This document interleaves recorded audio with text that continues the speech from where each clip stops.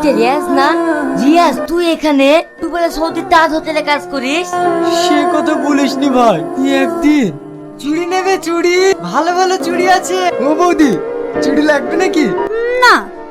একবার ঢুকিয়ে দেখো, খুব সুন্দর লাগবে।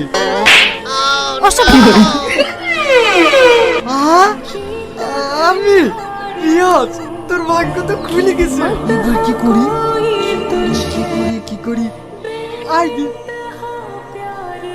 তারপর থেকে আমার এই অবস্থা। তাহলে একটা মেয়ের লেগে আমাদের এই অবস্থা? হ্যাঁ ভাই।